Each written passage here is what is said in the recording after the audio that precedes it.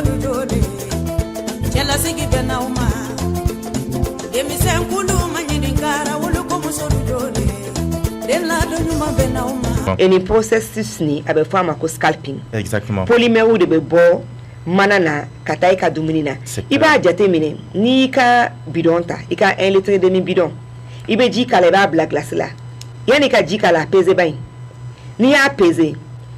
e ka ji kala ka lado chien kele ika ji kala ka lado chien fla ka glacier chien nani na abotuku ni ka peze iba ye ka fo chaman ba de bora apoala effectivement o mi bora apoala otarami et puis mettre le ka fo mo wi saliani telia ko jugu bolo ma obeta uka to unuka shousa ambalma muso bolo bo chewe ga do fana be sisa ferelike bi ambalma ka bolo minu be face au miru ka fe kalama ni fongla u pese ko jugu be shika fo nga chefan ke mana kona ajia nga gana so lika ke mana kona kajia nga to kalama bla mana kona kajia a bla kona ya fo chuga mina parce que mana minu kanka dumini obeyeno ulu ye mana uye abefoko food grade donc o dabolendo dumini kama adaka gelendoni nga mana obey ni te se ka verre utiliser il te se ka acier utiliser il te se ka yiri utiliser vraiment ni be mana utiliser dumini kola ibi jira daka ke mana lakikai mi dabola dumini la sagoni kama sinon seulement ni afo chugamina o etanye de donc malat les gars fenia de temina ni so fana dama mbeke mana fimani kono ube bota konyo yoro uta nyeni yere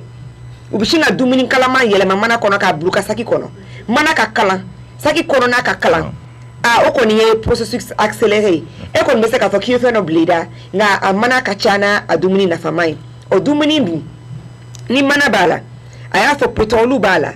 a polymère nunu chejuka tu cheka jugu parce que ou fait un lien kachakoju donc ulu de fana beke sababuye ka cancer causé ema parce que a chama de bato e ka cellule be développer rythme na amaka développer mina donc ambe banam seni chama e cancer kunda ni une contamination par le plastique ni au voilà à tobe ade Fatmata ça va tout va bien alhamdulillah tu viens d'entendre Adama Kouyaté que je pense que tu dois connaître. Oui. Et donc, Adama, il y a faut baigner là, c'est ça. Quand faut Mali la vie, le chômage est presque un choix. Oui. Toi, tu penses que c'est vrai? Et d'aller au Kumana? Nous d'aller d'accord. Je pense que en fleur, on a ici qu'il faut y fonction publique de là ou bien fin d'or. Jeune bec quand on sait qu'à Sigi, ni secteur d'activité on fait. Il y a activité que là. Voilà. Donc en yere à Sankore Labs là-bas anga point culminant yere ka emploi créer chez nous des nouveaux emplois pas ka foko bon débat de ibise ka maçon ou ibike je sais pas enseignant ou des trucs comme ça mogo beka kalanke diplôme bulu ou sigilendo si ça no emploi suguya kuraw de be ibise ka community manager ibise ka codeur ibise ki sigi ka site internet ou créer mogo ye iba baraka ka soro ite sege ite boka so yere et puis ibika vie soro kanya yere fana donc en yere en haklito de la o de kama en Sankore Labs yere créé à Tombouctou là-bas pour vraiment aider les jeunes à se reconvertir. Jeunes c'est des jeunes quand ils ont des caps en comptabilité ou bien administration, mais au diplôme nous n'avons pas fait de niaoui. Donc si ça ils sont devenus des photographes, des community managers, vous voyez, et uba barafe uba barake kanya fana. Ubuda heme sera la fin. Voilà, ubuda heme sera la fin. Alhamdulillah. Donc Fatma Tambi faut que wala nyimando Sankore Lab abe Tombouctou don de wa adobe makoni sumpini lego abe environnement fana. Non, Sankore Labs be Tombouctou dronde anga siège be Badjinde au centre-ville, mais ambe coopération que avec les jeunes vraiment de toute la région. Ni formation ayere ka base formation de vraiment renforcer les capacités des jeunes dans différents domaines, notamment peace building, leadership citoyen et aussi l'engagement citoyen. En association association Chani 30 action fait pour vraiment aider la ville à s'améliorer. Alhamdulillah. Nijani kosebe kosebe okuma amba kanubana la mebo ambo bela jele fo Fatmata Camara ka bataki sera yano akoko vraiment ka be bela jele fo ko Abubakar Touré ko ka ede fo kosebe kosebe ko parce que kede be boka témoignage ke ni Fatmata Camara ka folie ani aklinyuma amba fola ka wala nyumando. C'est vrai que ma chama me musoya je mun kan fo ma chama me ne yere kuma fo ma teli donc Fatmata Ambi faut kosebe ikani wale nyumana. Bonjour l'équipe de Moussoya. Je dis bonjour à tous et toutes les invités. Je suis très content de vous retrouver aujourd'hui. Je suis avec beaucoup d'attention. Donc merci beaucoup Fatmata Ambe Cheikh Tijani Sissogo. Amba Alefana Fo. Comme d'habitude je suis l'émission. Mes salutations et mes remerciements à tous les invités. Fanta Dagnon ale fana ka message bien amba fo ka wale nyumando ka Shekumar fo ka Bakari Kamate fo ka Eladi Solomon Koulibaly fo ka Fatmata Gindo fo ka Fadima Diallo fo ka Fanta Camara. Donc madame comment amba ale madame Fomba ale fana ka folibe nyoro kamba fo ka wale nyumando ale Instagram ambe temesi sananga témoignage flanani Abe Moussoya Djemunka Radio Liberté 97.7 qui participé à l'émission na Bataki Sera et 60 82 29 29 60 82 29 29 Bataki Sera Flana 50 39 96 96 50 39 96 96 Bataki Sera Sabana au 70 30 60 30 Grambe ibe anga témoignage Flana ke Allah ni balmake do fanaye ale fanaye min so ka fo Kader Sidibé angaje angola meni watina notre Kader Sidibé si yorobe bangon jangna buguni sigoron non tes entrepreneur social d'abord ailleurs to fi règlement Europe ni États-Unis dans les années 90 donc ailleurs Europe konala ani États-Unis kono entrepreneur social boro konala et entrepreneur social règlement e ka barabulura mi soro ni sorobe sorora sorobe que intérêt général.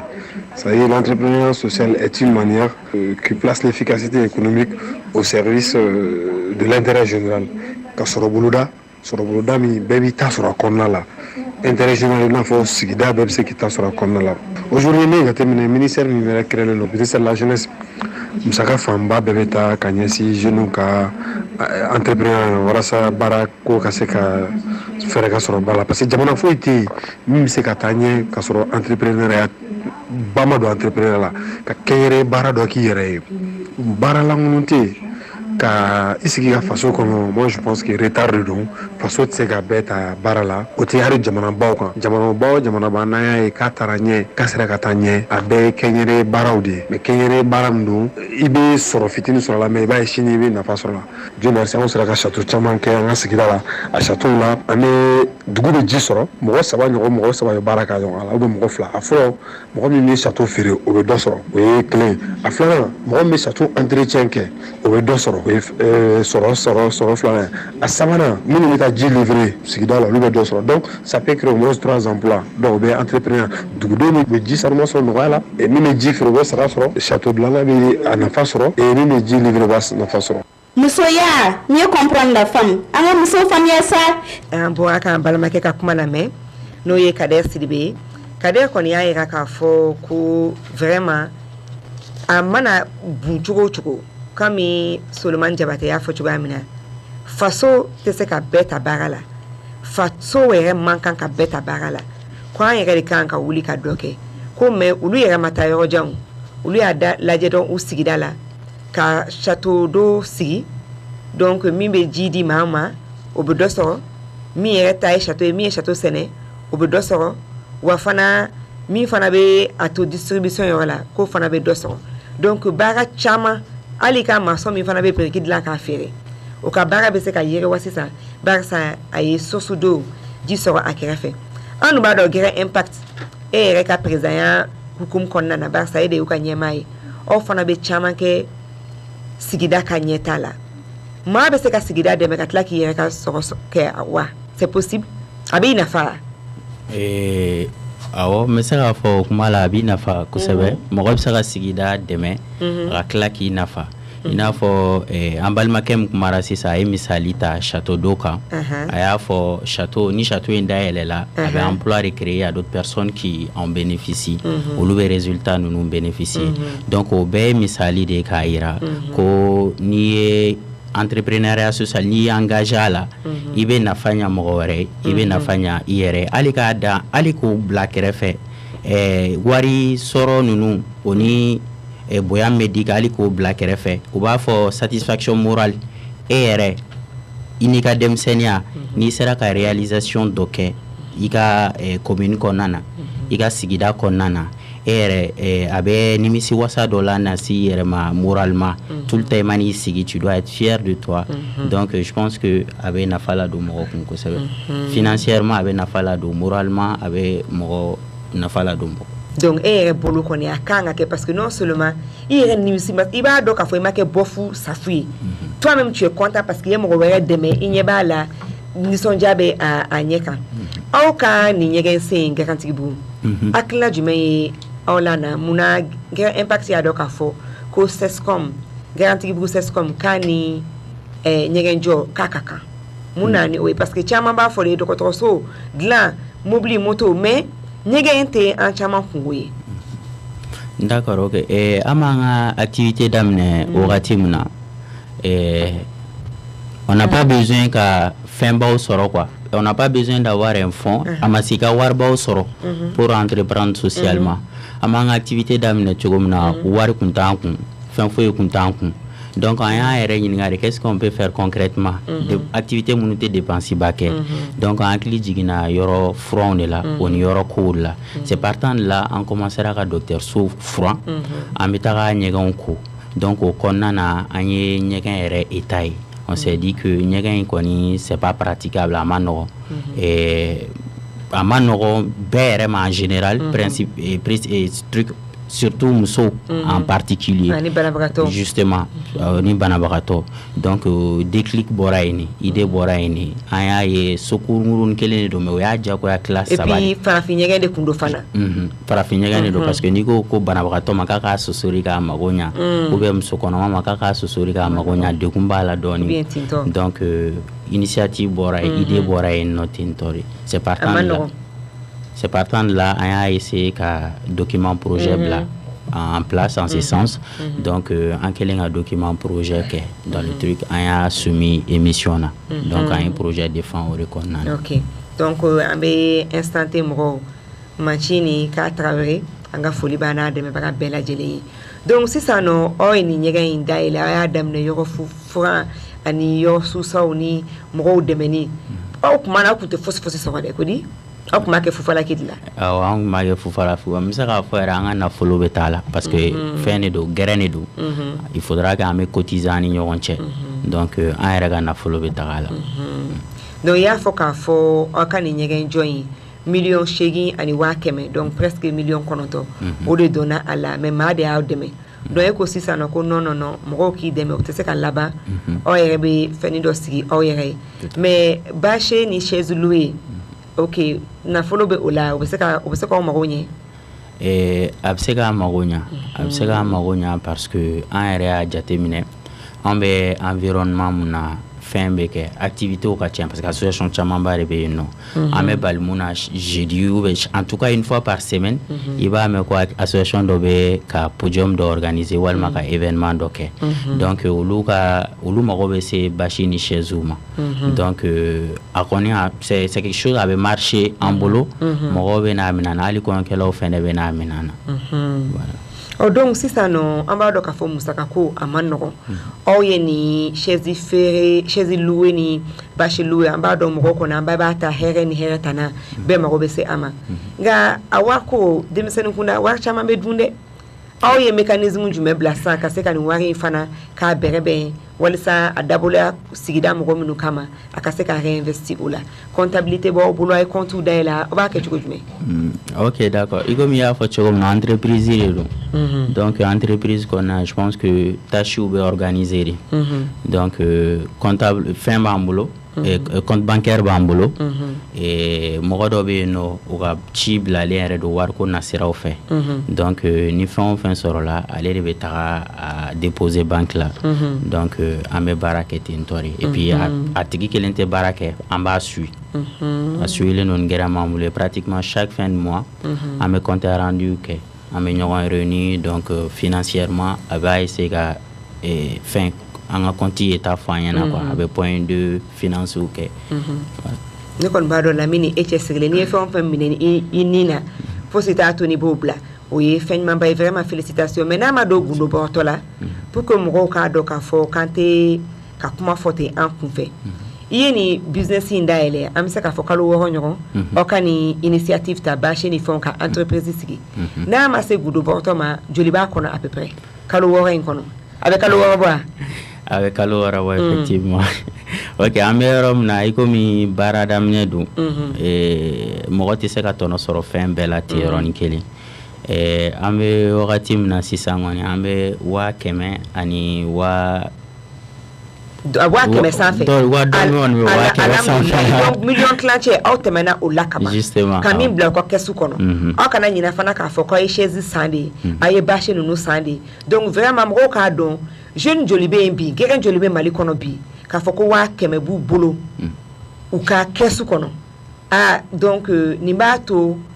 an k'an yɛrɛ ɲininka donc denmisɛn kunda an denw n'an dɔgɔninw minnu bɛ yen ko ka te min mais ka nafa bɔ a la k'i sigi chaise kan carte bɔ la ka dam bɔ mais ka nafa fana sɔrɔ a la donc a nafa kana kɛ i yɛrɛ ye ko ne mago t'a la au moins i ka sigidaw yatimɛden minnu ni maakɔrɔw ni minnu bɛ yen nɔ ani denmisɛnnin fitinin minnu bɛ yen n'u jigi man ɲi k'aw bɛ se ka kɛ jigi ɲuman ye olu ma donc vraiment an b'i fo k'i waleɲuman dɔn Kumba ça va? Ça va. Tout va bien? Oui. Ok. Et qu'on koko bien recycle à damines maja.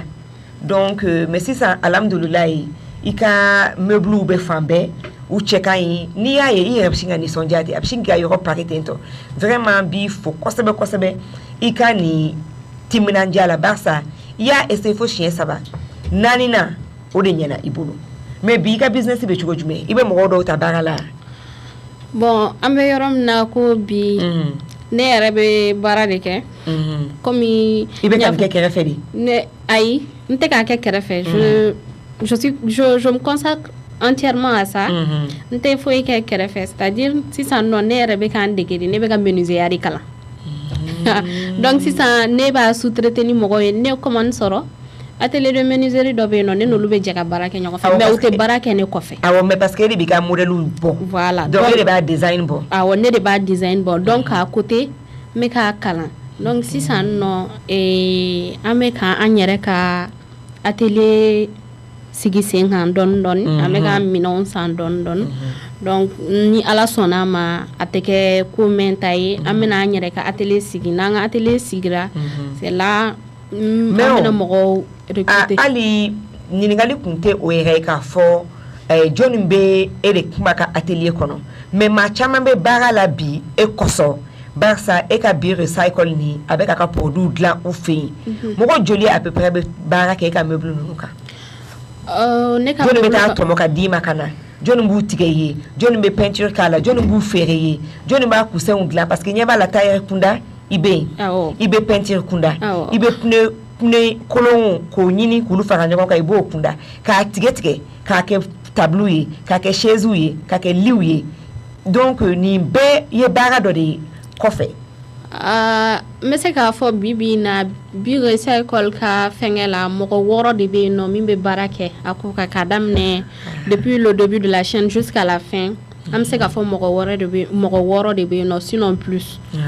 parce que ale kelen de tun bɛ so fɔlɔ ka kɔnɔna fililen a ye kalan kɛ a ma baara sɔrɔ nka bi na non seulement a bɛ baara la mais mɔgɔ minnu bɛ baara k'a bolo bada o fana ye 6 ɲɔgɔn ye ani kelen-kelenni minnu bɛ na ni marché bonyana olu te kelen ye donc vraiment bi faut ki wala ɲuman dɔn e bɛ mun ni mun de dilan de pneu kolon ninnu bɛ kɛ mun de kunba parce que mɔgɔ caman ti ka business dɔn quoi ne ka pneu kolon ninnu a bɛ kɛ fɛn caman ye pufu b'a la sigilan i b'a fɔ an bɛ na belebeleba ninnu an b'a ye goloma ninnu awɔ o de kun ka ca kosɛbɛ Tombouctou Gao caman bɛ aw fɛ yen awɔ donc a bɛ kɛ pufu ye a bɛ kɛ tabure ye c'est-à-dire an bɛ sigi minnu kan ka senjan k'a la i bɛ se k'i sigi a bɛ kɛ fauteuil ye ka fauteuil a bɛ kɛ fauteuil yɛrɛ ye 2 places ni 3 places a bɛ k'o ye a bɛ kɛ jardin kɔnɔ mɔgɔw bɛ u ka terrasse sanfɛla la ou bien i ka jardin kɔnɔna na i bɛ chaise minnu sigi yen nɔ pour que k'i ka yɔrɔ décorer ka pepsi d'a ma an b'olu fɛnɛ kɛ an bɛ fɛngɛ gobele jetable ninnu ni anniversaire ni kɔɲɔ bɛ yen nɔ boisson bɛ kɛ fɛn minnu kɔnɔ an b'olu fɛnɛ dilan k'olu kɛ luminaire ye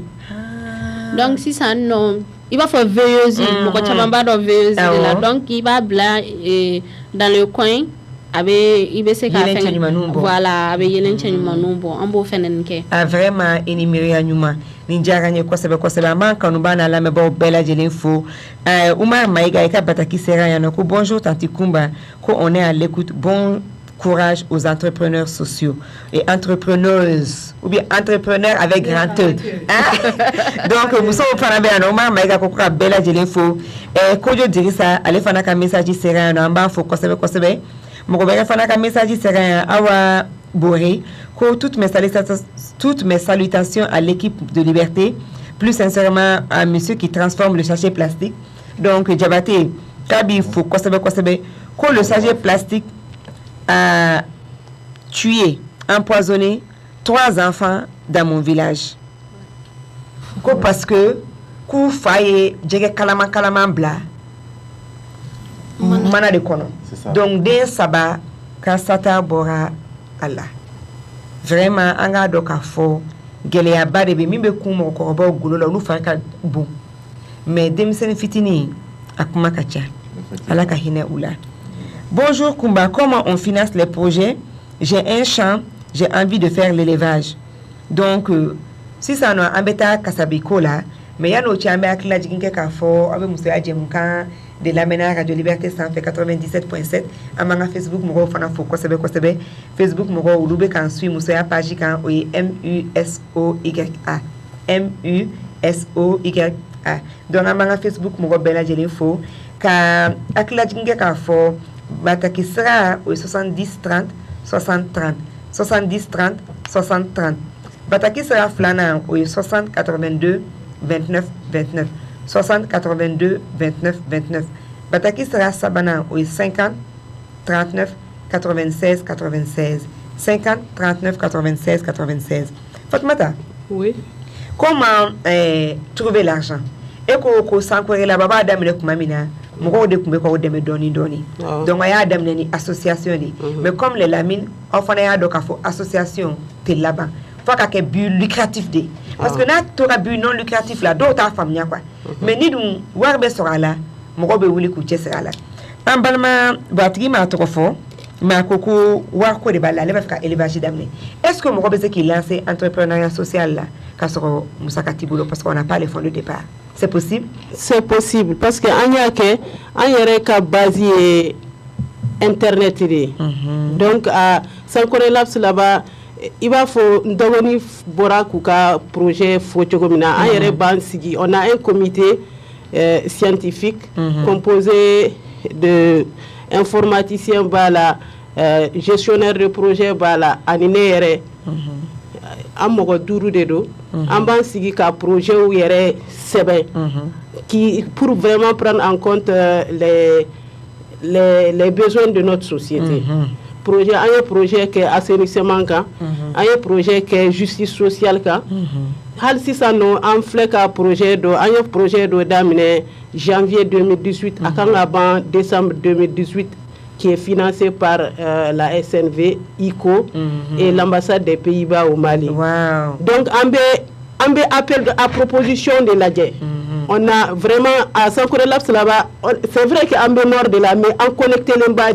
Donc ni appel à proposition Keradron qui concerne vraiment les projets qui va vers les jeunes en postuler. Donc on a un projet glanen doka déjà parce que dongo do an koni be barake dongo do ambanga projet sebe ka laje ni anye sira ye dron am se ka nga projet financement sera ye togomina ama ye refla wono kuma do la on a les fonds kuma do la ante fonds soro salon anye projet doke c'était 32 000 euros. Wow. Avec au bétal à peu près 17 millions. Voilà, avec IDLO, qui est une organisation internationale pour les droits et la justice. Vous voyez. Donc, on a donc ni anga projet mini, un projet sebe, on a sans corrélation mogo fona de klaka projet réalisé avec la communauté. Vous voyez. Un yereka barake chogode ni. Donc, à Foko, en dehors de ça, bon, on a un pôle média qui est Sankoré Média, où la jeune devait former caméra, nouvelles réseaux sociaux, nouvelles technologies. Donc, eux, ils produisent, ils sont formés pour faire la vidéo, la photo. Donc, en prestation de quai, nous, mais aussi, ça nous est ONG. Il m'a des photographes là, il m'a des blogueurs là, il m'a des couverture communication là. En jeune nous formé déjà en bolu blakata ou be barake ni wari mi soro la sisano a warte duma de a warbeta anga sukono association de vous former. Voilà. Donc c'est ambi barake tande. Et vraiment, Sankoré Labs existe depuis 2016 jusqu'à maintenant. On n'a vraiment 2016. Aucun problème. Donc, nous sommes fly. Mais il faut ça. C'est qu'il faut les cas projet.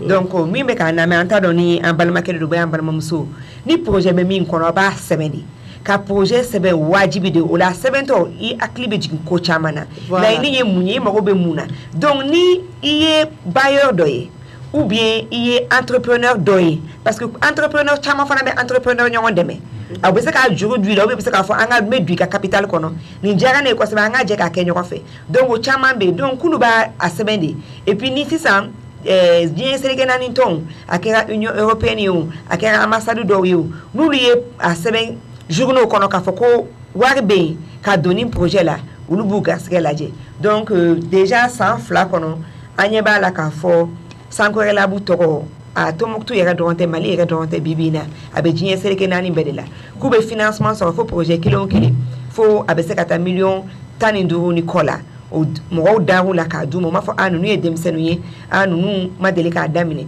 mais o yae ka fo an kanumbula et puis aseku ana donko obula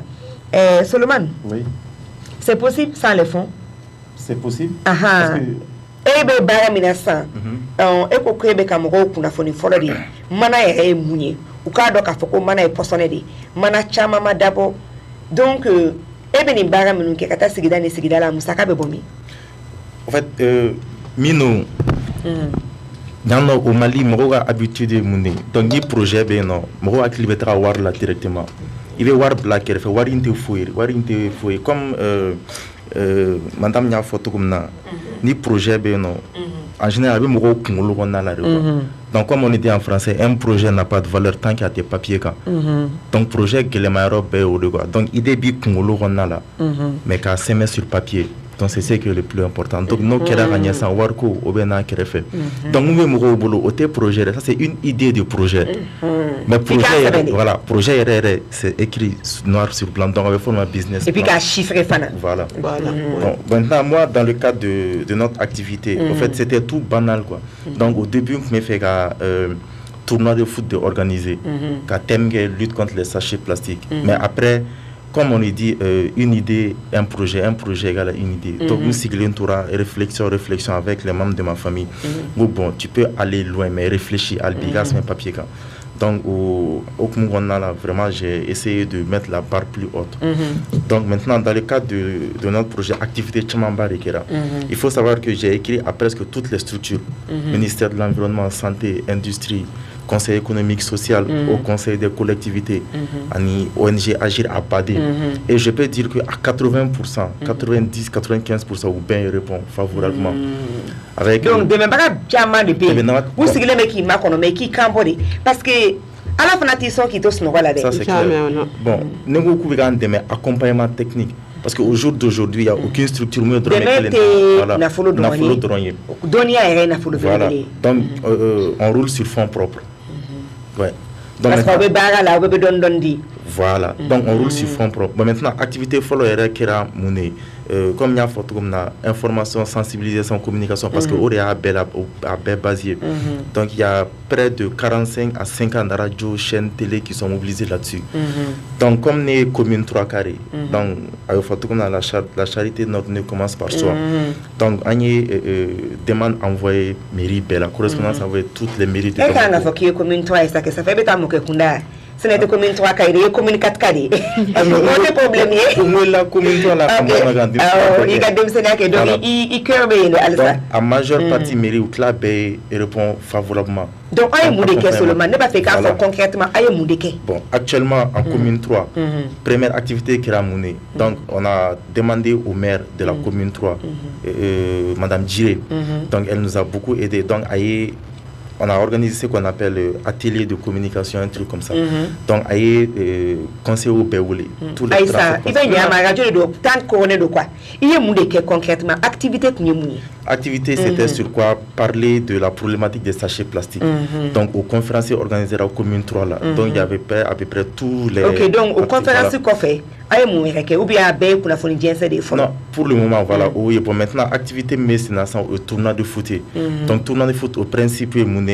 équipe pour qu'il y ait participé dans 20 kg de sachets plastiques.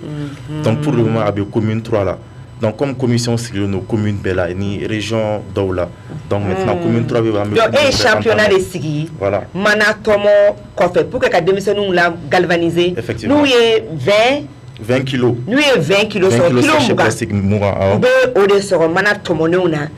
nous, nous avons eu 600. Vous pouvez participer à ce tournoi là. Effectivement. On fait un champion. Donc, il y a un kilo mourant, il y a un moudekala. ABC ka recycle ABC ka transformer ABC ayi ebe na munde kala ne ma fa bisa ka miire e kelenga ni mana bade so ni nyama bade so so bi bolo fola ka ka kono wa mais au bébé ni genga bara so non ibi na ke chuko jume parce qu'il faut que il ka projet là je suppose que ni besta beneno ni mana to monene nu ubeta marami ubeka munyi déjà lieu de stockage bembolo. Parce qu'à la fin de l'année, on projette de collecter près d'une demi-tonne de sachets plastiques. Et l'objectif est atteint. Nous sommes à 900 kg. Ok, ni mana to monnaie nous. Avec transformé, avec recyclé, avec collecté. Donc, et la transformation folle, il a transformé chukodi, il a transformé mi, il a kemouyo, il a dit m'rodorema, au cas transformé. Au fait, tout ça c'est dans les cas de partenariat. Parce que usine chama fana be no, ame barakeni ulué. Donc, usine chama kelen flatter, ça va être nante. Donc, ani ulué partenariat là. Parce que maintenant ça chiffre n'a pas rien ne se perd, ne se crée, tout se transforme. En moins qu'un an mamso ni encoulement ce mot te mana sachet utilisé. Aïe, là on me corba, on t'a soula, on te mana sachet utilisé. Voilà. On met un manatasa ni tasanu yi. T'as déjà besoin ka kikun, ibika tomate kikun, ibika fembe kikun. Wani pour mettre gane fond y reste, ni ka fari. Avec papier qu'on a dit, ou bien avec foie boulot qu'on a. Effectivement. Donc vraiment, il faut penser à quoi c'est aussi. Je continue. Sac en papier nous faisons bien non. Donc ami moro informé moro ka do au fin nous bella. Sac en papier au quota. Il faut savoir que loi bien a comme décret bien. Loi 2014-024 du 3 juillet 2014. On va interdire les manasachés interdire le mal là depuis en 2014. Bon, voilà depuis 2014. Bon, maintenant la mise en application pour que atnake o yambere no. Moro va faut état noté. Donc nous sommes tous responsables parce que ambere kungono. Parce que loi ben non, on y rencontre une commune 3 là 90% des gens qui ont donc loi ni décret voté. Ay loi calé non mais problème fa na mi mo do yuka izini daile ka mana sachet red là. Donc business man ya Maria akaka usine joka musaka bagdu ka juruta. Au quoi fait do ke bena mana sachet interdit. Donc ni mana sachet interdit ikanga ko do fana bla ko usine tiki demede sinon iye usine tiki fana na ka demba ya yudo kololo bakono mais anga famnya ka foko ni malien de chema na musuma izini tigi ya ka izini jowo faso ye a interdit o faso ma interdit o be min blanda be min kenyela obi yere bolo de donc mana kana dan fere ma mana kana dan lama on kan bala bay na ya mbala sisa cogoya da bɛ sɔrɔ parce que a bi man ɲi a sini man ɲi surtout minnu bɛ dumuni kɛ mana kɔnɔ u k'a dabila minnu bɛ dumuni kɛ mana kɔnɔ u k'a dabila ne yɛrɛ ye fɛn dɔ ye a tɛ se ka ɲɛfɔ n ye kojuguba de mɛn n maloma mɔgɔ kun don hali sini t'a dɔn n bɛna fɔ a tigi ye cogoya min na muso yɛrɛ dalen don a yɛrɛ la mais samedi o samedi n'a b'a ka zamɛ tobi zamɛ wusutɔ Fatumata a bɛ mana sachet de fara k'a da zamɛ sanfɛ ka sɔrɔ ka datugulan bila pour que zamɛ ka wɔsi donc ne yɛrɛ y'a dun siɲɛ kelen parce que n maloyara n b'a fɛ mais a denw a cɛw u bɛɛ bɛ ka n de don sibiri o sibiri hali sisan n t'a dɔn n bɛna fɔ a ye cogoya min na ka sɔrɔ a m'a minɛ ni kojugu ye b'a fɔ mana maɲi aluminium d'a kan aluminium se b'i ye aluminium d'a kan n'i bɛ wɔsili nɔfɛ i ka kolon yɛrɛ dabiri i ka datugulan da la o bɛɛ b'a f'i mais minnu bɛ mana dumuni kalama kɛ mana kɔnɔ ala ni kira kama a y'a dabila et puis collectivité ou non collectivité maire ils ont leur part de responsabilité là parce qu'il faut savoir que le maire est aussi puissant que le président de la République donc ni maire willa bibi na mana sachet plastique a été utilisé en commune on a la ministre tc ka akuma boada bon a ka gele c'est progressif on va ka baraka na ka baraka mais vous êtes politicien di jama famba be min demander au bout de parce que ne willa ko ka interdit mais e nyeba la bébé qui i kele aka gele donc an b'a kanubaw na lamɛnbaw an bɛ bɛɛ lajɛlen fo k'aw tila jigin k'a fɔ a bɛ musoya jɛmukan de kan donc an ka foli bɛ aw bɛɛ lajɛlen ye bi an bɛ kuma na entrepreneuriat social de kan nin waati in na i b'an ka témoignage sabanan Isaka Kamate i b'o k'a la an bɛ segin ka na sɔɔni. Ne tɔgɔ Isaka Karambe bon entrepreneuriat social n'i y'a jateminɛ a bɛ komi fɛɛrɛ de ka baarada sigi sen kan barada min n'a bɛ se ka dɔ lase i ma ani mɔgɔ wɛrɛ bɛ se ka bɔ i nu ma n'o y'i yɛrɛ ka entourage ani société kɔnɔna de ne hakili o de ye entrepreneuriat social ye d'accord bon an bɛ contexte min na bi n'o ye Mali yɛrɛ kɔnɔna ye bɛɛ b'a dɔn k'a fɔ ko mɔgɔ minnu bɛ yen n'u mago bɛ baara la bi foroba ca bɛɛ lajɛlen tɛ se k'a kɛ k'a sababu kɛ baara ɲinibaga ka ca ni baara yɛrɛ ne hakili la o la a bɛ fɔ fɛn min ma ko kɛnyɛrɛye o de kan ka yakubaya kosɛbɛ sabula jamana n'i y'a ye a jamana bɛ développer fo o k'a sɔrɔ secteur privé donc il filɛ ka na entrepreneuriat social min fɔ secteur privé de développer la donc jamana bɛ se ka baara di mɔgɔ hakɛ min ma ni jamana y'o di a tɔ min bɛ yen kɛnyɛrɛyew de bɛ a lajɛ k'i ka baaradaw créer ka se ka dɛmɛ don jamana ma ka jamana dɛmɛ kosɛbɛ pour que jamana bɛ se ka développer mais n'a fɔra ko ka baara bɛɛ bila jamana kelen ma bi a se tɛ jamana ye a fɛɛrɛ t'a kɔnɔ a dɔnko yɛrɛ t'a la k'a fɔ jamana kɔnɔ den kelen-kelenna min bɛ yen nɔ hali n'a sɔrɔ u ka hakɛ de ye baara ye jamana tɛ se ka baara di bɛɛ ma bi ne hakili la ni fɛɛrɛw de kan ka bila sen kan maa minnu bɛ yen n'u bɛ se ka baaradaw sigi sen kan kɛnyɛrɛyew olu bɛ dɔ sɔrɔ a la olu fana bɛ se ka kɛ sababu ye ka mɔgɔ minnu recruter olu bɛ dɔ sɔrɔ a la sigida bɛɛ bɛ nafa sɔrɔ a la donc ne hakili la mɔgɔ man kan k'i jɔ bi ko fo ka jamana kɔnɔ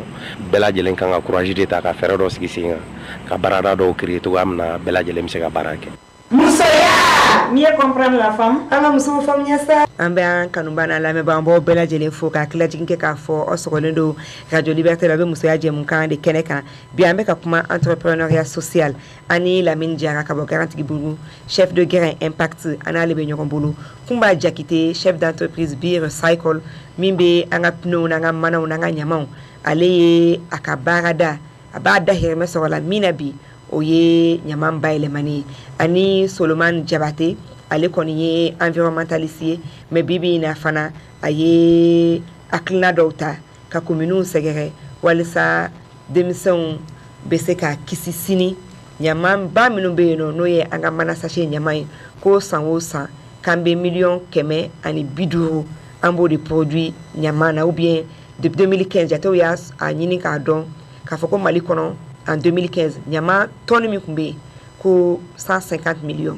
o de tun bɛ yen nɔ ɲaman na donc ani Fatumata Arbert fana bɛ ɲɔgɔn bolo ale ye l'école karamɔgɔw ka karamɔgɔ don Tombouctou en même temps fana chef d'entreprise don u ye Sankore Labu sigi walasa denmisɛnninw bɛ se ka dɔ k'u yɛrɛ ye ka u ka businessw lancer à partir des nouvelles technologies an ka foli bɛ an kanuba n'a lamɛnbaa bɛɛ lajɛlen ye dɔ fana ka bataki sera yan nɔ mais a m'a tigi bila tɔgɔ bila ko mes salutations à tous les invités à Kadija Kone Kadija i Kone ko depuis Kalabankura k'a ka foli bɛ bɛɛ lajɛlen ye o kuma sisan nɔ an bɛ an bɔ a kan ka témoignage lamɛn Isiaka Karambe ale kɔni ye min yira k'a fɔ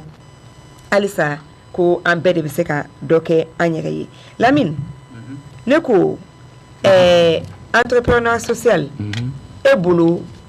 denmisɛnninw dɔrɔn de bɛ se k'a kɛ wa bɛɛ bɛ se k'a kɛ parce que aw ye nin miiriya min bɔ yen na k'a fɔ ko jɔ an b'an sigi k'an ka te min ka tila ka an wasa don an ka sigida la a y'a y'aw bangebagaw de la wa a y'a y'aw kɔrɔw de la miiriya jumɛn na n'a ye est-ce que l'entrepreneuriat social bɛɛ de don ou bien anw mɔgɔkɔrɔba minnu fana n'an b'a fɛ ka an reconverti ou bien muso caman bɛ yen nɔ bi u sigilen u bɛ so mais u tɛ ka fɛn wɛrɛ kɛ n'a bɔra denbatigiya kɔ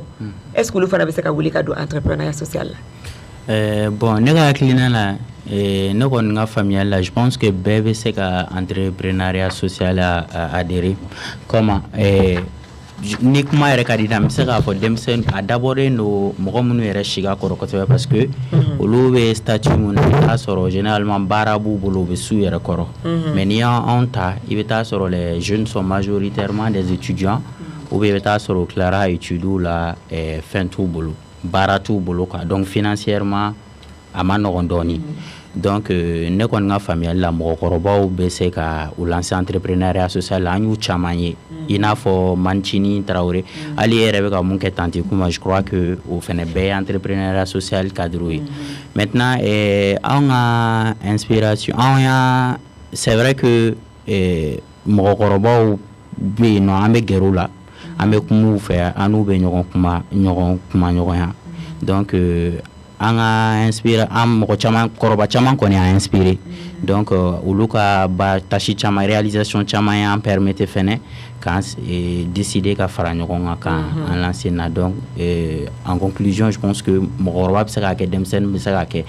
anw yɛrɛ cɛla muso b'anw na mun ye cɛ sɔrɔ mun furulen don donc même muso denmisɛnnin de don an n'a bɛ ka baara kɛ ɲɔgɔn fɛ halisa alhamdulilayi n ye ɲininkali in poser parce que Mali kɔnɔ an y'a fɔ k'a fɔ fantanya be Mali kɔnɔ kosɛbɛ ko 47% de nos ménages olu tɛ 40,000 sɔrɔ san mumɛ bɛɛ kɔnɔ donc 177 000 o de be la majeure partie 47% olu be balo n'o de u tɛ se ka tɛmɛ o kan fantanya gɛlɛya bolo mais i b'a lajɛ Mali fantan fana ani Mali baarakɛbali fana musow lakaw olu de fana ka ca a la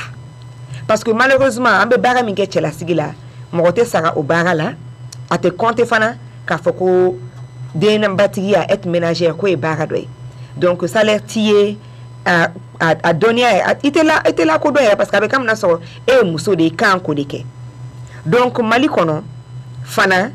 an k'a dɔn k'a fɔ milieu rural togodaw olu de fana ka fantanya ka bon kosɛbɛ kosɛbɛ ko ni Bamako ni faabaw kɔnɔna na ni b'a sɔrɔ 100 sarala 47 olu de tɛ 40 sɔrɔ burusu kɔnɔ k'i b'a sɔrɔ bɛ taa fo 53,1% donc burusu kɔnɔna na se tɛ minnu ye kosɛbɛ o de ka ca ka tɛmɛ se bɛ minnu ye k'a fɔ k'u bɛ 40 sɔrɔ san kɔnɔ chômage kunda baarakɛbaliya an y'a fɔ ko 100 sarala o ye 9 de 9% du taux de chômage au Mali mais jeunesse kunda an ka bɛ taa i jɔ fo 20 kɔ la mais n'i y'a lajɛ fana chômage fana na n'i ye denmisɛn cɛman ta ka tila ka denmisɛn musoman ta i b'a ye k'a fɔ denmisɛn musoman min tɛ baara la o de fana ka ca ni denmisɛn cɛman min tɛ baara la ye donc si le taux de chômage s'élève jusqu'à 21% chez les jeunes o dun ye 15 à 24 ans dɔrɔn de an dun b'a dɔn an ka jeunesse kunda an bɛ taa fo 35 la ko mais i b'a ye chez les jeunes filles musoman min tɛ baara sɔrɔ o bɛ t'i jɔ fo 25 ɲɔgɔn na donc o bɛ mun yira anw musolakaw ni entrepreneuriat social initiative ni comme n tɔgɔma y'a kɛ cogoya min na ka bi recycle daminɛ ni opportunité bɛ yen bi musow ka wuli joona k'u sen dɔ jamanajɔ la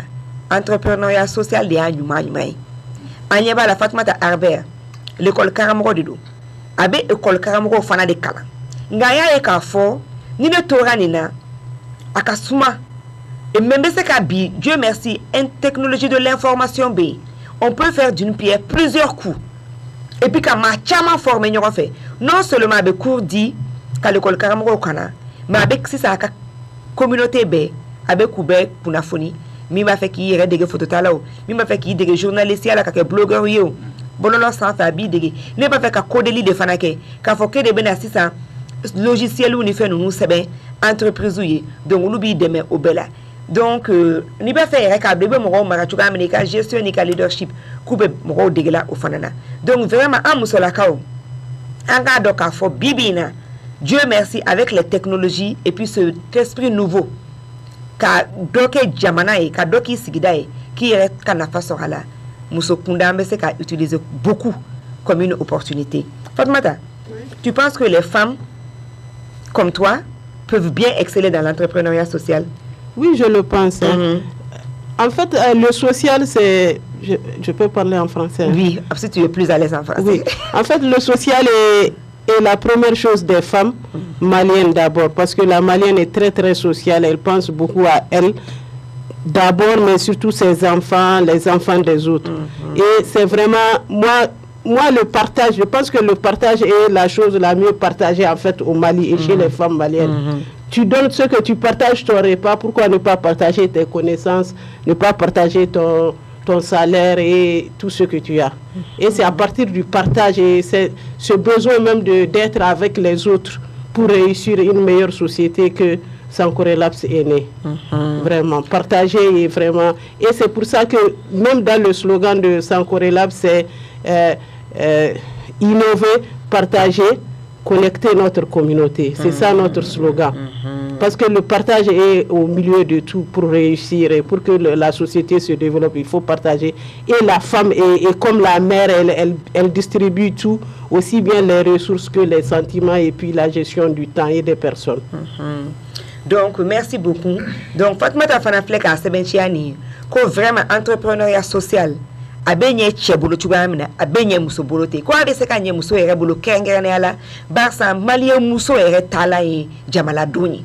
donc on talent de yayi kanga na folo kla kanga dumunun kla ka dematigia ki isindo idena ka tokolo do demere da ko ya on talai donc bibi na nambe seka ke sababu nyuma ka ke an chada ere ko opportunité be ambe seka ke donc ayo de fo ko odato Sankore Labs ulu yere cheserelendo ulu ta e ka kokora u jatemine nga ajatemine ni konna na ka wale aka jamana tanye ka damine isigidala ka so kika na faso ula témoignage 4 Seydou Guindo allez mi so ka fanga je kalame Ntoro Seydou Guindo entrepreneuriat social am mi sega fogo kenra e barado ka fendo ki yere sorobe famuna na bsegi nafa ki krefa mo be nafa fuga se jamana yɛrɛ ma an ka fɛn dɔ kan yɛrɛ ye ɲana an ka compter jamana kan parce que jamana bɛ a den minnu mago bɛ baara la jamana tɛ se ka baara d'a bɛɛ ma jama ka ca jamana ka baara ma bon o fɛɛrɛ tɛ dɔwɛrɛ ye an yɛrɛ ka wuli an ka fɛn dɔ k'an yɛrɛ ye baara kunda bi n'i ko an ka se ka fɛn dɔ kɛ ka sɔrɔ an ma compter jamana kan an ka baara dɔ k'an yɛrɛ ye an bɛ sachet plastique minnu fili le ɲama na an bɛ se k'o ta k'o bayɛlɛma k'o kɛ fɛn caman ye tel que fifalanw b'a la dɛbɛnw b'a la bon dɔw b'a kɛ dali yɛrɛ ye n'i y'a daminɛ ten dɔɔni dɔɔni tagalen ɲɛfɛ i bɛna ye baara in bɛ bonya i yɛrɛ ma i bɛ se ka i kɛrɛfɛ mɔgɔw lagɛrɛ i la i bɛ se k'i yɛrɛ ɲɔgɔnna dɔw minnu bɛ baara ko gɛlɛya kɔnɔ k'u lagɛrɛ i la pour que n'u bɛ baara kɛ i ni jamana yɛrɛ bɛ baara kɛ e sababuya la sisan jamana yɛrɛ bɛ dɔ sɔrɔ o n'a ɲɔgɔnnaw caman quoi an bɛ mɔgɔ caman ye wariw b'u kun bi entreprise belebelebaw b'u bolo a ka ca ala fɛ a bɛɛ daminɛna dɔɔni dɔɔni quoi bon n bɛ mun fɔ sigida denmisɛnninw ye u ka wuli u ka ko dɔ kɛ parce que jamana in a denw ka ca den minnu mago bɛ baara la jamana yɛrɛ ma quoi jamana tɛ se k'a den bɛɛ ta ka don baara la donc an ka wuli an ka ko dɔ k'an yɛrɛ ye hali n'a kɛra fitini fitini ye n'an b'o sɔrɔ tagali ɲɛfɛ a bɛ ɲɛnabɔ. émission musoya ye jamukan ye n bɛ kuma sigida taabolow kan cɛ muso denmisɛn maakɔrɔ an bɛɛ lajɛlen ka hakɛ sigi bɛ se ka diya cogo min mɔgɔw dusukun bɛ se ka lafiya cogoya min na an bɛɛ lajɛlen ka se k'an ɲɛsin fasojɔ ma musoya jamukan ye adamadenya jamukan ye mun bɛ lamɛn ka lase aw ma sibiri o sibiri nɛgɛ kanɲɛ 10 ka taa se a 12 ma segin ka kan o waati kelen na karidonya fɛ ani arabadon wulada fɛ nɛgɛ kaɲɛ 17 ka taa nɛgɛ kaɲɛ 19 na émission muso bɛ labɛn ka lase aw ma a balimamuso n'a denmuso fɛ kunbaba alors liberté fiɲɛ siraw kan 97 tɔmi 7 fiɲɛ suru musoya an ka musow faamuya sa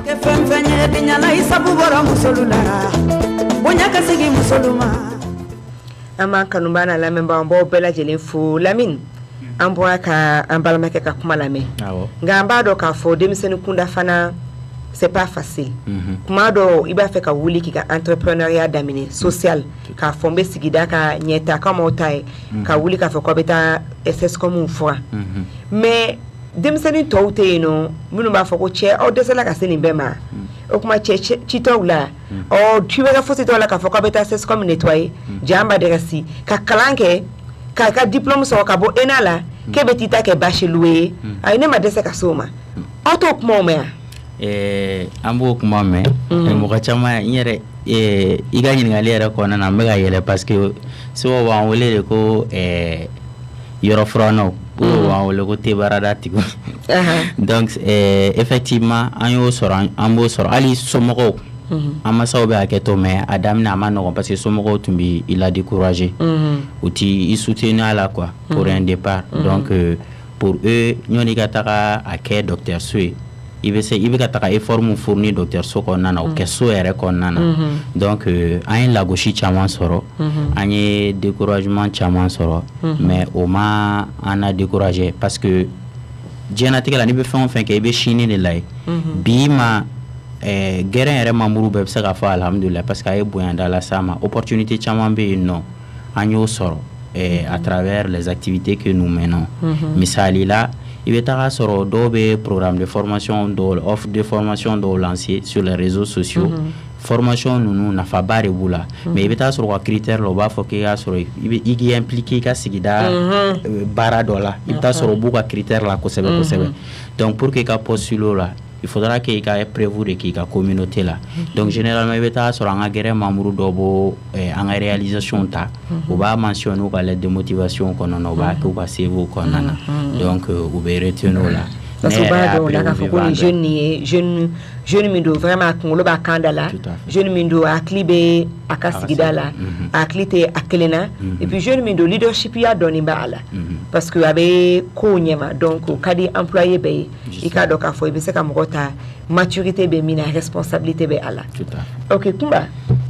comment ça va? Ça va. Ok, donc e fana ye denmisɛnnin ye mais n y'a faamuya k'a fɔ i furulen don i bɛ cɛlasigi la barisa bebeni dɔ b'i yɛrɛ bolo e somɔgɔw ni cɛw u sɔnna k'i to i ka nin baara kɛ ou bien a daminɛ na u caman y'u opposé place tɛ n bolo i ka pneu kolon ninnu ta ka bɔ n ka du kɔnɔ i bɛ ka n ka yɔrɔ nɔgɔ pneu tigɛ yanni ka taa baarama gabuguda la ka taa lɔgɔ don ka i ka jaba ni fɛnw susu e bɛ pneu tigɛ de la an kunna yan nɔ. N y'a fɔ cogoya min na ne ye n ka formation kɛ wagati min na wagati ne tun tɛ baara la mais a kɔfɛ ne ye contrat dɔ sɔrɔ donc ne ye 6 mois kɛ contrat la contrat jɔra wagati 1 mois u tilala k'an wele ne ko n ko a tiɲɛna a ka ɲi ne bɛ n bila n yɛrɛ ka compte la mais ne cɛ ye ne soutenu kosɛbɛ alhamdulilayi ne cɛ ye ne soutenu kosɛbɛ parce que ne y'a fɔ ale ɲɛna tiɲɛna an ka tiɲɛ fɔ ne tun bɛ baara min na tiɲɛ don bureau kɔnɔ baara in a kun tɛ ne ka koba ye bilen parce que ne ye formation min kɛ an ka jeunes bɛ ɲina min kɛ i bɛ formation kɛ mais i bɛ fɛ ka taga yɔrɔ min na i bɛ baara dɔ daminɛ o t'i ka laɲini ye donc mais le fait que i bɛ baara kɛ bureau kɔnɔna na donc dɔw bɛ to yen dɔn ne ko n ko bon n ko i b'a dɔn n ko an bɛ min kɛ n ko ne bɛ fɛ ka pinɛ baara in yɛrɛ de kɛ n ka pinɛ baara ye a ko ok ko problème t'a la donc sisan ne cɛ sɔnna donc ne cɛ sɔnna min kɛ mais somɔgɔw de bɛ tilen k'a fɔ ne ko e tɛ baara ɲini mun de la de pinɛ baara in wagati tɛ tɛmɛ sa k'i yɛrɛ k'i lancer i ka entreprise la a wagati tɛ tɛmɛ n'i ye baara kɛ i bɛ se ka san 10 san 20 après i bɛ sɔrɔ k'i ka entreprise dayɛlɛ mais an bɛ ɲina min kɔ pour que ka se k'i ka entreprise dayɛlɛ k'a mener à bien il faut de l'énergie et de la passion. Tout à fait. Et quand on est jeune on a de l'énergie et de la passion hali n'a sɔrɔ a wagati wari t'an bolo mais il faut comprendre que wari tɛ fɛn bɛɛ ye i bɛ fɛn daminɛ dɔɔni dɔɔni de o diyara n ye kosɛbɛ kosɛbɛ donc a daminɛ na i somɔgɔw mi soutien kosɛbɛ kosɛbɛ mais bi alhamdulilayi an bɛ se k'a fɔ u bɛɛ bɛ ka dɛmɛ don i ma et puis surtout i cɛ monsieur comment don monsieur Lelenta monsieur Lelenta an ka foli bɛ a ye kosɛbɛ kosɛbɛ parce que c'est pas évident e ye chance sɔrɔ mɔgɔ caman bɛ yen u ka gɛlɛya ye u ka kɔkɛ u ka dutigi ka sɔn u ka baara kɛ mais e t'a la alhamdulilayi a ye soutenir yɛrɛ ale kɔni ale ne soutenu hali sisan nɔ ni ne bɛ n ka document rédiger ni n y'a kɛ n b'a yira ale fɔlɔ de la n ye ka nin kalan tan tɔ n b'a caman par mail parce que ale bɛ taa baarakɛyɔrɔ la n b'a caman par mail n b'a wele téléphone na n ko bon n ko ne document dɔ ci ma e k'a lajɛ il faut dire que fɛn caman fɛnɛ bɛ yen nɔ an musow an b'an sigi k'an bolo da an sen kan a tɛ sɔn mais n cɛ tɛ sɔn mais wuli k'a kɛ fɔlɔ k'a yira a la k'a fɔ ko tiɲɛna ni ne ka di ne ye ne bɛ fɛ ka nin kɛ e n bɛ se ka nafa sɔrɔ a la n bɛ se ka nafa sɔrɔ a la n bɛ se ka nafa lase sigida fɛnɛ ma n'an y'a sigi so kɔnɔ ten tɔ a ma nɔgɔn dɛ. Solomani e kɛtɔ ka nin initiative nin ta bon k'a fɔ ko non seulement n ye environnement kalan mais n b'a fɛ n ye fitinin min dɔn k'a partager avec ma communauté i somɔgɔw y'i dɛmɛ a la. Parce que madame bɛ bolo fɔlɔ dɛ. Non madame. OK. Célibataire sans enfant. OK. Donc i somɔgɔw y'i dɛmɛ k'a fɔ ne bɛ taa n ka kalan bɛ don wari bɛ don e la e kalanni na e bɛ na k'a fɔ ko sigida ka ɲɛta taa baara 3 4 kɛ ka na n ka nafolo segin ma i somɔgɔw y'o fɔ wa. Non olu de fɔlɔ kɛra première personne mun ye n dɛmɛ a la. Parce que ɲani kɛ n tun bɛ programme caman la n tun bɛ stage kɛ n tun bɛ formation kɛ qualité certification fɛn ninnu. Mais n kɛlen ka projet entamé olu de fɔlɔ ye n dɛmɛ a ko la quoi donc olu le encouragé parce que i tɛ se ka projet daminɛ tant que mɔgɔw m'i la gosi mɔgɔ dɔw yɛrɛ tun bɛ appel anonyme weleliw kɛ est ce que fa tɛ ni cɛnin na mɔgɔw problème bɛ maliyɛnw da de bɛna ko sachet plastique mɔgɔ si t'i lamɛn donc n ye kalo 1 kalo 2 kɛ o fɛn ninnu na donc au début n tɛna commencer ka décourager mais avec le soutien des parents ça va maintenant. Zanga question bɛ mun fɔ a la ko ni ko bɛ taa bitigi na ka taa tulu ta na sa. I b'a kɛ mun de kɔnɔ ni tɛna kɛ i bolo kɔnɔ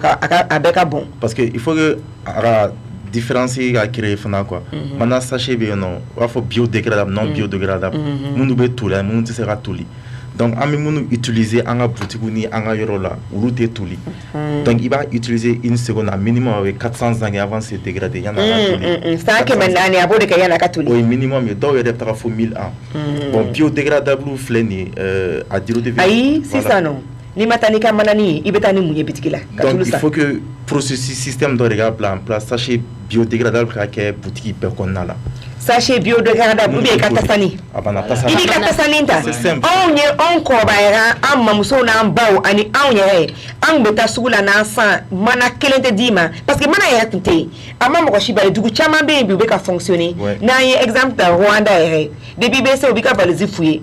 mana fɛn fɛn b'a a kɔnɔ a bɛɛ de bɛ détruire mana tɛ don u ka jamana kɔnɔ u tɛ ka balo biya fo balo ko ɲuman donc fɛn caman ba de bɛ yanni mana ka na anw tɛ tulu san bitigi na anw t'an ka fakatigi fɛ yan anw t'an ka situlu san a bɛ kɛ mun kɔnɔ donc vraiment an k'a dɔn k'a fɔ saliya de fana bɛ an na parce que an degela la c'est confortable a ka teli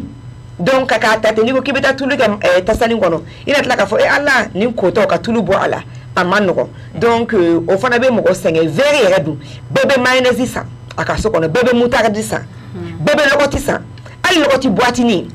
n'i y'a datugulan bɔ a la n'i y'a lasago ka ɲɛ i tɛ to bitigi la i ka lɔgɔti boîtinin ta i ka taa i ka tulu ta la ka k'a kɔnɔ i ka segin ka na i ka tila ka lɔgɔti boîtinin datugu ka ɲɛ donc a tɛ ban quoi seulement an yɛrɛ de t'a fɛ an ka sɛgɛn an hakili la an ka sɛgɛn an farikolo la Solomani Bɛndeka Jabate ale ka projet ye ka an kunnafoni an ka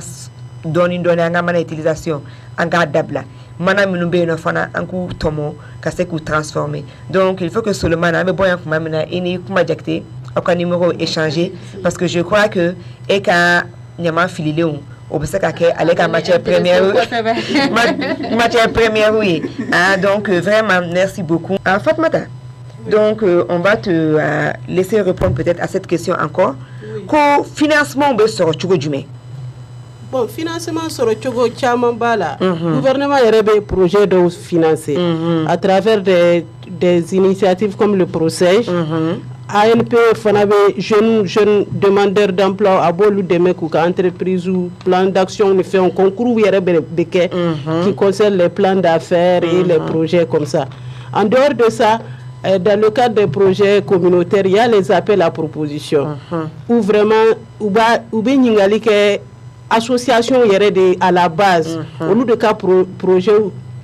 clan yere ka souscrit, si ça non organisation internationale ou bien fonds d'IMA. Voilà. Donc vraiment appel à proposition tiaman bien non. Projet financement follow ye ka seben. Tanga bi kuno kono ma fe kanike ma shite wardima fika sebe ni ya sebe kuma mina iba fe ka minga be ben jolima i rabse kana ni joliye a kuma jume to no be commencer ka du donc la Fatmata ya fo chuga mina ma chama bi ali entreprise privée ibe patron chama bi ou be demsenu de me kunga projet blasenga ou be doni so be ba fo ya nga ke entreprise parce que ni projet cadre ko djum million mo amene bolo eta wa bidori amba fara nyon kan ba damne donc o fana be ma folo emi ika sebeninke koni association fana ika journaux laje ika to ka gafe o konna laje parce que ambassade ni Nations Unies ni USAID ni Union Européenne ou fana be to ku kan fili journaux kono ka fo wari be ni kama e ba fe ka demisenu deme mo demisenu minute kuma sur mion a initiative bibolo war dobe ambulo kulu deme e ba fe ka musomanu ka men école là ou ka se ka teme de fou kofe e ba fe ku deme parce que be cours de rattrapage ou dit i ka association melake vacances 3 mois kono ou bena musomanu be kala donc vous pas ba fo war be ka di ema donc Fatmata Tawiye on va faire ka jeune former ba sa te ka kala so ou ku recycler donc ntoma ba fe ka kuma ntoma war be so chugo jume ntoma un projet chaman be no mo be fe ka ke ale ko kale be fe ka élevage de ke déjà pour que ka élevage ke je sais pas be fe ka élevage sugam ge na be fe ka chien mara de ke ni espace bu ko cour kornana aka yorondo aménager ni keme ni wa kelen babulo chef lasan ni chien den soro na e do feri abe do wala sanga faraka et au fur et à mesure aka chien be chaya avec ce qu'a projet écrit et là maintenant elle a des preuves pour que il se ka war fene soro il faut qu'il ka preuve de que ne ta damne ni nga war manareni ne ma financement soro folo bibi na en 2 mois moi je peux faire un chiffre d'affaires de 1,5 million. Wow. Donc c'est pas que ibe ta de qui ka projet c'est bien ka fo ko mbeta na ane mago be ni wari ni la ou ba fo kubu ka million takadema e ma delika wa kemela bara jon ba ka million 2 million tan takadema. Donc si ça non il faut que moro ka se wari nyini choko de la e be fe ka élevage de ke adam ne don wari mara che durusa ne che durusa no le den soro ibe che kuma ban no feri ibe den mara ibe se ka doware sanga fara kan tuguni don ne do donc ni ga prévu que moro be se ka fenge dima. Vraiment merci beaucoup kulo me yini nga se chamo kuma to ko mambe ka d'accord ba labanta mi ko regarder ambi ka d'accord ba labanta ebe soro du meni ba fait que ka pneu nous ça parce que garantie ki bu guerre impact ne kon ba fa ka ntoko man ka meuble laje na jogo ba ko commande ke ne reba de me ka sara pourquoi ka bla parce que c'est tellement joli en bas e guerre ndo la si yo ko kata banani ka soro pneu ñu mon be bibina obe sika ka c'est confortable bi recycle ebe soro du meni ne sigi rob benunu bako jikoroni aseima mais nga téléphone est 77 19 44 59 ni wolo lay ben soro wakati be catalogue bi bolo be ba ci mo ma WhatsApp ni Facebook ba ci mo ma WhatsApp sans fait mais catalogue tembolo folo catalogue tembolo nga page Facebook bu fene be no donc ni munu be fe ka a produit la jenu ou be Facebook sans fait ou bi recycle do BY apostrophe RECYCL donc o de nga page Facebook e ni ya don iba ibe produit no nunye kala ye fin suga munundo pour que ka don alhamdulillah donc akli jiginke kumba jakite ale bi recycle ye BY RECYL ale be pno kolon de yelemani nyamon ka ke fen chenyumani chaman bay ko donga be Facebook sans femme okata ka page ka BY apostrophe RECYL akane ka jo sera au 77 19 44 59 77 19 44 59 ndoko ma ikada ko balaba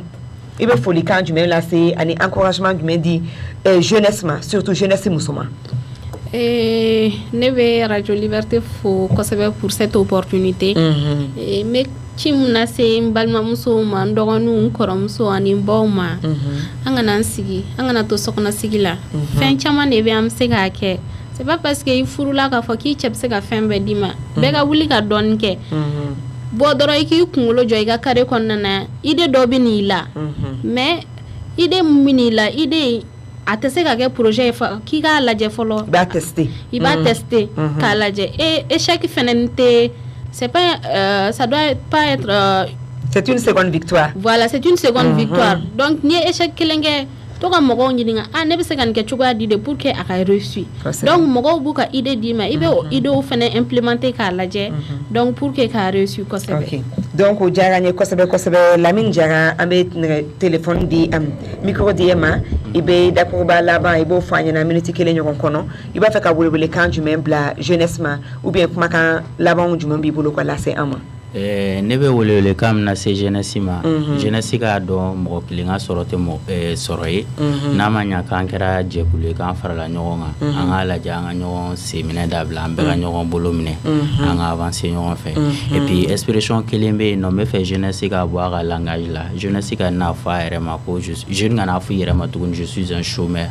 parce que chômeur définition na c'est quelqu'un qui n'est pas en activité alors que pour moi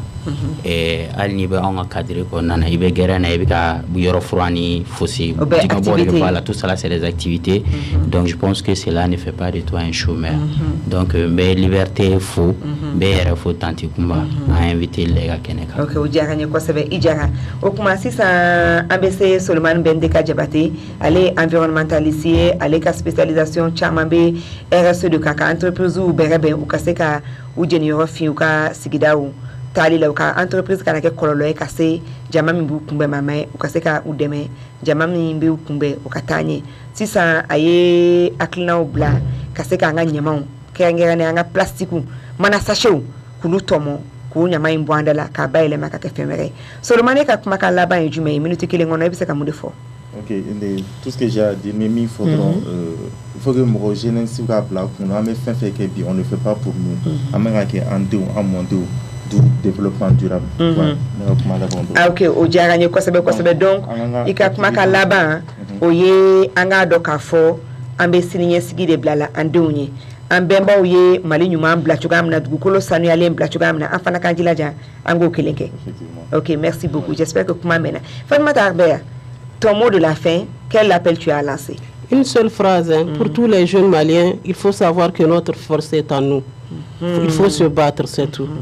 Donc Fatimata Arbeya ko an k'a dɔn k'a fɔ an yɛrɛ ka fanga u b'an yɛrɛ de bolo wa an bɛ se ka ko bɛɛ kɛ n'an sɔnna o kuma ne b'a fɔ bɛɛ lajɛlen ye ko an b'aw fo ka waleɲuman dɔn nɛgɛjuru sira ma se ka don an bɛ vraiment yafa ɲini kɛ bɛɛ lajɛlen fɛ bi jɛmukan an tun bɛ kuma na entrepreneuriat social de kan ni Ala sɔnna aw bɛ segin k'a lamɛn sini ni station kelen in sanfɛ 97.7 nɛgɛ kanɲɛ 10 fo ka se 12 ma 10h midi a rediffusion bɛ rediffusion laban ye mercredi 17h an bɛ musoya jɛmukan kanuba bɛɛ lajɛlen fo an bɛ tɛmɛ bonne nouvelle fana sanfɛ tarata o tarata mardi à 18h aw bɛ se ka musoya jɛmukan lamɛn radio bonne nouvelle 96.6 an bɛ bɔ LTV fana kan dimanche lundi mardi mercredi 11h an bɛ tila ka bɔ LTV kan 19h30 après le journal aw bɛ se k'an sɔrɔ kuma bɛɛ bɔlɔlɔ sanfɛ www.musoya.com ou bien musoya.org ou bien musoya.fr aba na musoya kon taper www abebeni awni ame Facebook fana ka musoya page MUSOYA ko baralangono te ko mogolangolo peut-être au début ala kan bekisi mogolangolo yama anga do kamila mini ya fochuga mina ikelenga tono kote tono yi an bebe je ka tono mindu o de bada tono yi o kuma ala kan kunaja ala ka anchi kuma be anga communauté ananga jamana au Kanyeta, au Blantagne.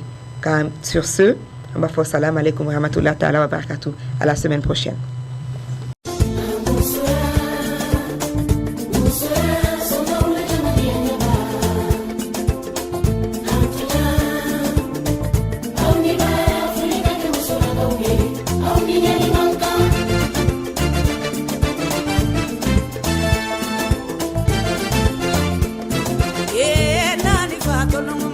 Solukanyi,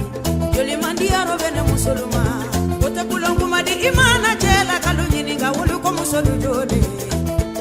cɛlasigi bɛ n'aw ma denmisɛn kulu ma ɲininkara wolo ko muso jɔlen den ladon ɲuman bɛ